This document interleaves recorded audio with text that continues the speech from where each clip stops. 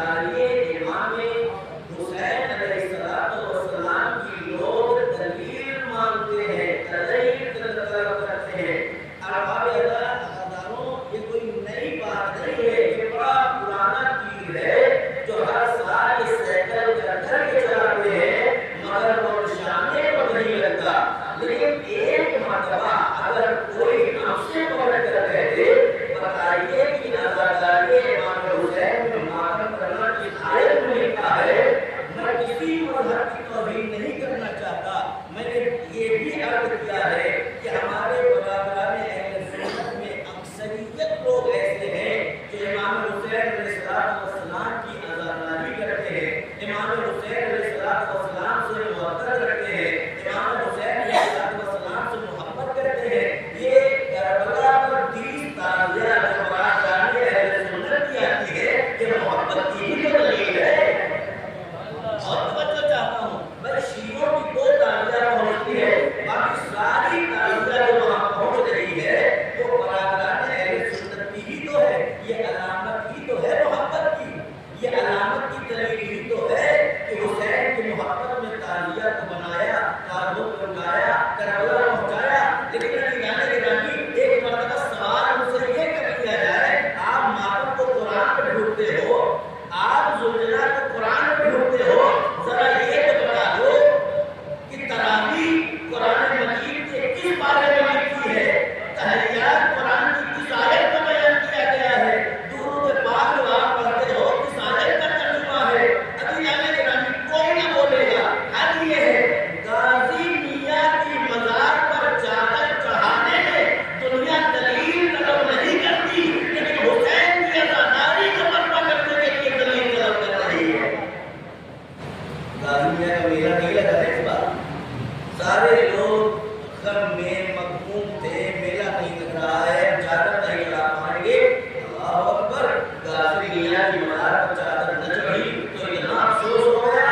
اب کربلا میں حسین رسول کا نواسہ رسول ہو گیا، قتل ہو گیا، ذرا پوچھ لیا جائے اسے بھی پلٹ کر جو لوگ ہم سے یہ کہتے ہیں۔ میں نے کہا کسی کی توہین مجھے نہیں کرنا ہے، برادران اہل سنت ہمارے یہاں دوست بھی ہیں، اسے بات چیت بھی ہوتی ہے، گاؤں میں اچھا ماحول ہے۔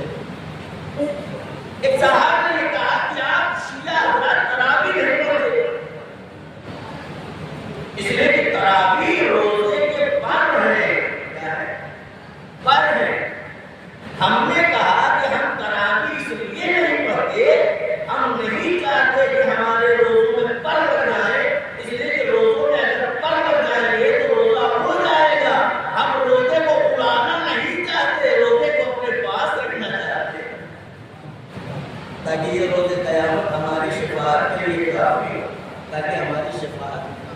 تو یہ بڑے پرانے پیر ہیں جو اہل بیت اطہار علیہ السلام سے محبت نہیں کرتے ہیں، وہ ہر سال چلاتے ہیں، لیکن جو محبت کا اظہار کرتے ہیں انہیں کوئی اثر نہیں ہوتا۔ تو تعزیے کے بعد کیا یہاں موجود رہے، جو تعزیہ کرتے ہوئے دیکھتے ہیں مگر ان کا نکاح نہیں ٹوٹتا، وہ عالم کی روز زیارت کرتے ہیں مگر ان کا نکاح نہیں ٹوٹتا۔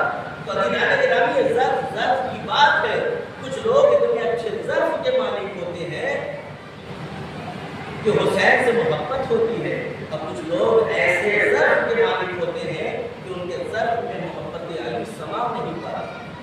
لیکن میں نے کہا عزاداری امام حسین علیہ السلام معجزہ ہے، خود ذات حسین ابن علی علیہ السلام کی ایک معجزہ ہے۔ واقعہ یوں ہے کہ یہودی ہے، اس کی بیٹی نابینا ہے، اندھی ہے، کوڑھی ہے، اپاہج ہے، مجبور ہے، زمین گیر ہے، زمین سے اٹھ نہیں سکتی، صحیح سے چل نہیں سکتی، اور اس کا جو باپ ہے وہ یہودی ہے، اور وہیں تنہا اس کی پرورش کرنے والا، اس کی تربیت کرنے والا، اس کی دیکھ بھال کرنے والا سب کچھ ہے۔ جب بھی صبح سویرے کام کو نکلتا ہے تو اپنی بیٹی کو اپنے گھر کے پاس ایک باغ میں اکیلا چھوڑ کر ایک درخت کے نیچے چلا جاتا ہے، اور شام کو بھوکی ہے وہ آ جاتا ہے اور اپنی بیٹی کو جو کچھ کھلانا پلانا ہوتا ہے کھلاتا ہے، روٹی سناتا ہے، لیکن طارق کہتے ایک مرتبہ اپنی بیٹی کو اس بات کو چھوڑ کر چلا تو گیا، لیکن آ نہ سکا۔ بیٹی اسی بات میں یہ تنہا تھی اور ایک کبوتر آیا جس کے پر میں خون لگا ہوا تھا، اسی درخت کے اوپر بیٹھ گیا۔ جب اس درخت کے اوپر بیٹھ گیا اور عجیب انداز میں وہ گریہ زاری کر رہا ہے، جب اس لڑکی نے اس پرندے کی آواز سنی تو بے چین اور بے قرار ہو کر چین سے ٹیموں کی ہوا، اس نے اپنے آپ کو اس درخت کے نیچے پہنچایا جس درخت کے اوپر کبوتر بیٹھا ہوا تھا، وہ پرندہ بیٹھا ہوا۔ طارق کہتی ہے اس کی آواز کو سن ہی رہی تھی کہ اس کے پر سے ایک قطرہ خون اس لڑکی کی آنکھ پر اور جسم پر پڑا۔ کاتو اس کی آنکھ نابینا تھی، بند تھی، اس کی آنکھیں فوراً کھل گئی۔ جو اس کے جسم میں مرض تھے وہ سارے کے سارے مرض درست ہو گئے، وہ صحیح و سالم ہو گئے، اور اللہ نے مثل حور سے بنا دیا۔ ایسے طارق کہتے ہیں کہ اب صبح نمودار ہوئی، جب یہودی باپ واپس آیا اس نے دیکھا کہ باغ میں ایک لڑکی ہے جو چل رہی ہے، پھر رہی ہے۔ اس سے سوال کیا کہ میری ایک اپاہج بیٹی یہاں کے اوپر موجود تھی، کیا تم نے اسے دیکھا ہے؟ وہ فوراً بابا بابا کہہ کے اپنے باپ سے لکھ کر کے باپ کا خوش ہوا، کہا بابا ایک پرندہ آیا تھا، وہ عجیب انداز میں گریہ زاری کر رہا تھا، میں اس کی آواز سن ہی رہی تھی کہ اس کے پروں سے خون کرتا اور اس خون کی برکت سے اوپر والے نے مجھے شفا یاب کر دیا ہے، میں صحیح و سالم ہو گئی۔ طارق کہتی ہے یہودی فوراً اس درخت کے پاس گیا اور جانے کے بعد اسے اللہ کی قسم دے کر کہا تجھے قسم ہے اس ذات کی جس نے تمہیں خلق کیا ہے، بتاؤ یہ کیسے ہوا؟ اور پرندے نے سارا واقعہ بیان کیا کہ ہم ایک مقام پر بیٹھے ہوئے تھے کہ چند تارے آئے اور آنے کے بعد کہتے ہیں تم یہاں بیٹھے ہو اور کربلا میں رسول اللہ صلی اللہ علیہ وسلم کلام فوراً گئے اور انہوں نے حسین میں اپنے آپ کو مس کیا اور دنیا کے کونے کونے میں چلے گئے۔ تاریخ کہتی ہے اس لڑکی کا ظرف اتنا باقی تھا کہ انہوں نے حسین نے اسے شفا دی۔ آپ نے یہ واقعہ سماعت فرما دیا، اب ایک واقعہ ہوگا سماعت فرمائیے۔ ابن ریاح کہتا ہے کہ ایک شخص تھا جو کربلا کے مقتل میں امام حسین علیہ السلام کے مخالف تھا، یعنی لشکر یزیدی تھا، لیکن قتل حسین سے اس کا کوئی رابطہ نہیں تھا۔ اس نے نہ پتھر مارا، نہ تیر مارا، نہ تلوار، فقط یزیدی لشکر میں تھا۔ تاریخ کہتی ہے کہ اس طرح خواب کو جب دیکھا بڑے نابینا ہو چکا۔ کیسے نابینا ہوا جب لوگوں نے دریافت کیا تو اس نے پورا واقعہ بتایا کہ میں کربلا میں لشکر یزید میں تھا، حسین کے مخالف میں تھا، اور ایک ساتھ ایک مرتبہ ایسا ہوا میرے ساتھ کہ میں بستر پر سویا ہوا تھا کہ ایک فرشتہ آیا اور آنے کے بعد مجھے اٹھا کر لے گیا، کہا کہ تمہیں رسول خدا طلب کر رہے ہیں۔ یہ فوراً حیران و پریشان ہو گیا، کہا رسول اور مجھے طلب کر رہے ہیں، مجھ سے کیا کام ہو سکتا ہے؟ کہا فرشتہ کھینچتے ہوئے سے بارگاہ رسول لے گیا۔ جب بارگاہ رسول میں وہ پہنچا تو دیکھا کہ ایک اور فرشتہ ہے جس کے ہاتھوں میں تلوار ہے جو بالکل سرخ ہے، بالکل گرم ہے، اور بہت سے ایسے افراد ہیں جنہیں سزا دی جائے۔ یہ رسول کی خدمت کے ہاتھوں کو جوڑ کر آگے بڑھ گیا، کہا یا رسول اللہ کربلا کے مقتل میں میں تھا، مگر میں نے حسین کو قتل نہیں کیا، میں نے حسین کو تیر نہیں مارا، میں نے حسین کو پتھر نہیں چلائے، میں نے حسین کو نیزے سے وار کر کے اسے زخم نہیں کیا۔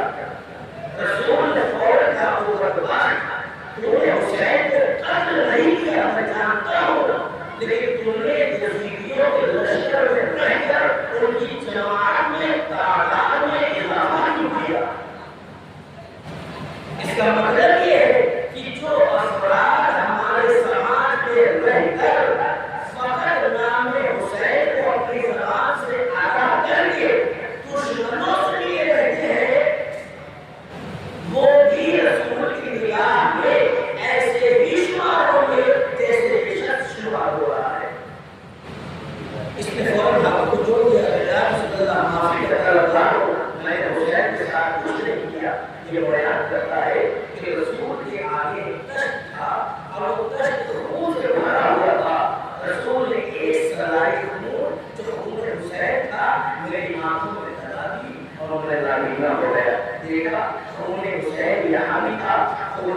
وہاں بھی تھا، لیکن وہاں کے اوپر عمر حسین جب ٹپتا ہے تو اس نابینا خاتون کی بینائی واپس آ گئی، اس کے مرض، اس کے جسم کا مرض لوٹ گیا، اس کے جسم کا مرض صحیح و ساری ہو گیا، اور یہاں بھی عمر حسین کی یہ سلائی اس کے جسم میں لگائی گئی اور آنکھ اس کی نابینا ہو گئی۔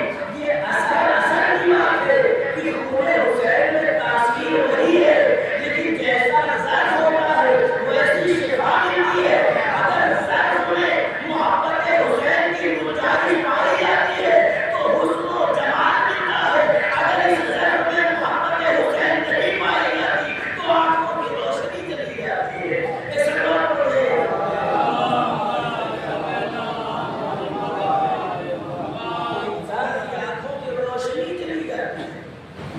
ظرف کی بات ہے، ظرف کسی کا اتنا پاکیزہ ہوتا ہے کہ محبت علی اسے شفا دیتی ہے، محبت حسین اسے فائدہ دیتی ہے، لیکن اگر ظرف اس کا ویسا ظرف نہیں ہوتا جیسا ظرف ہونا چاہیے تو پھر اس دل میں کبھی محبت حسین کی وجہ سے شفا نہیں۔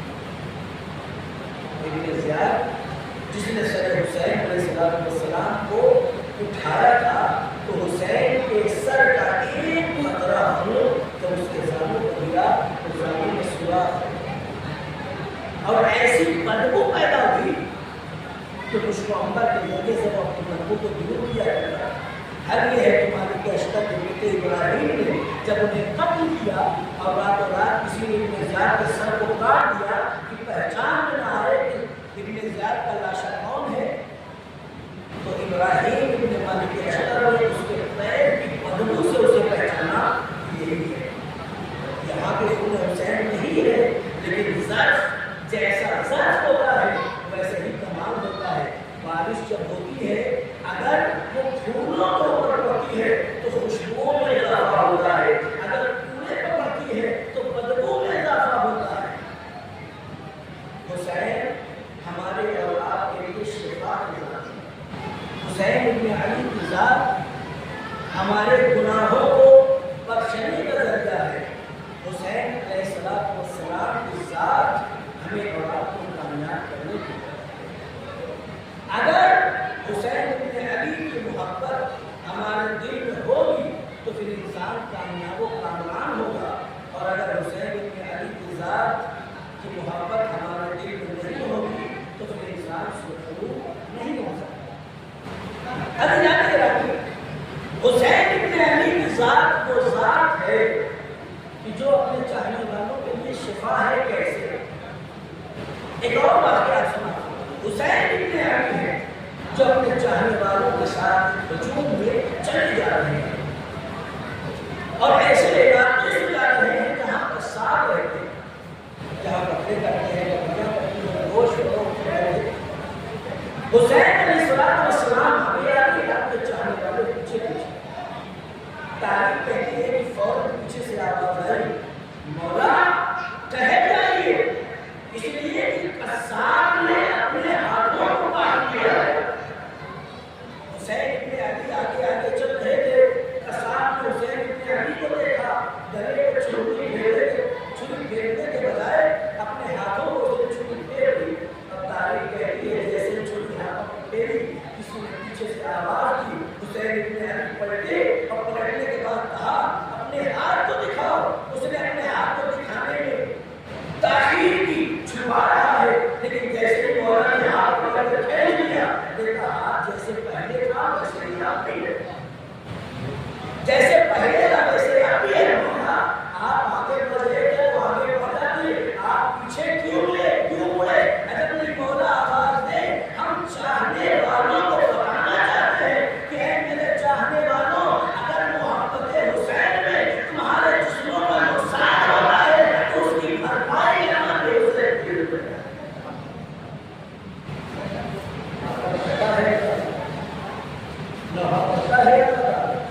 اسی اداکار سے آپ آگے بڑھ کے کہہ دیجیے کہ تم معلوم کرتے ہو کہ کیا تمہیں چوٹ لگتی ہے؟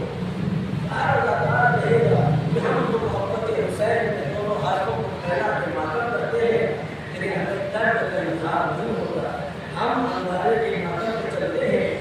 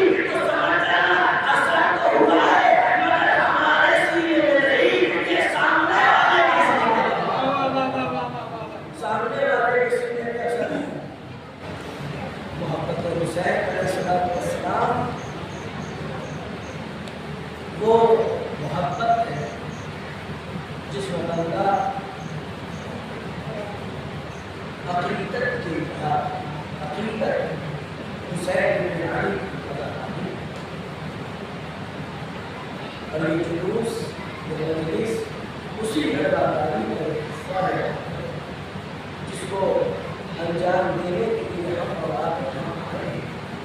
آج محرم کی پہلی تاریخ تمام دوسری محرم کی شب لگی حسین ابن علی کا کارواں کربلا پہنچنے لگا، لیکن ابھی میں نے مسائل مدینہ نہیں پڑھا۔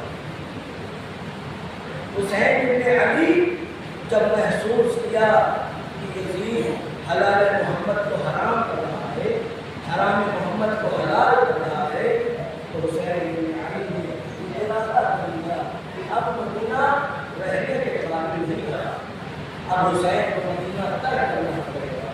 اب تاریخ کہتی ہے یزید کا خط دیا ہے تو ولید کے پاس، ولید نے امام حسین علیہ السلام دربار طلب کی۔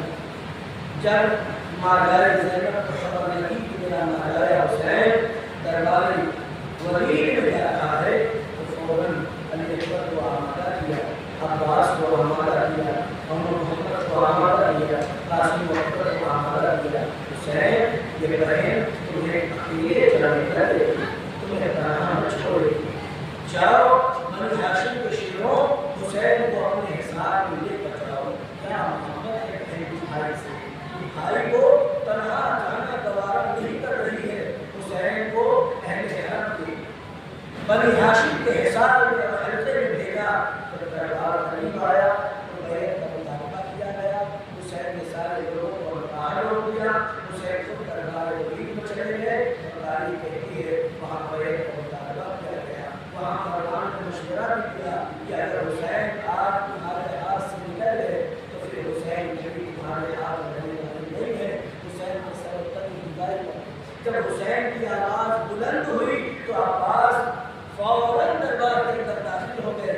قبضہ شمشیر جہاں کو تھا امام حسین نے، اب بنی ہاشم کے حصار میں امام حسین علیہ السلام دوبارہ بیت الشرف کی طرف بڑھے، اور جیسے ہی بہن نے حسین کو آتے ہوئے دیکھا باہم کے باہر کام کیا، ماجرے کیا بات ہے، ولید نے ہاتھ کو طرف کیا تھا، حسین نے کہا بہن اب یہ مدینہ رہنے کے قابل نہیں، اب حسین مدینے کو ترک کر کے چلے گا۔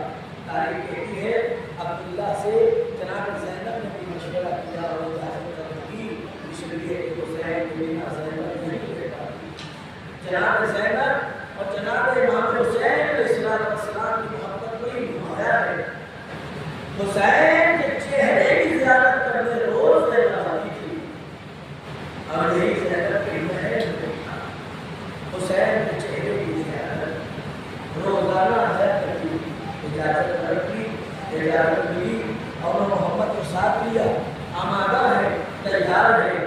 صبح نمودار ہوئی، 28 رجب کو یہ قافلہ آمد و تیار ہے۔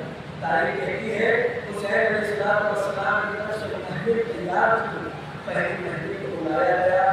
تاریخ کہتی ہے بیت الشرف کا پردہ اٹھا، ایک بیوی برابر ہوئی، علی اکبر آگے بڑھے، بیوی کے ہاتھ کو پکڑا، محفل میں سوار کر کے یہ کون تھا؟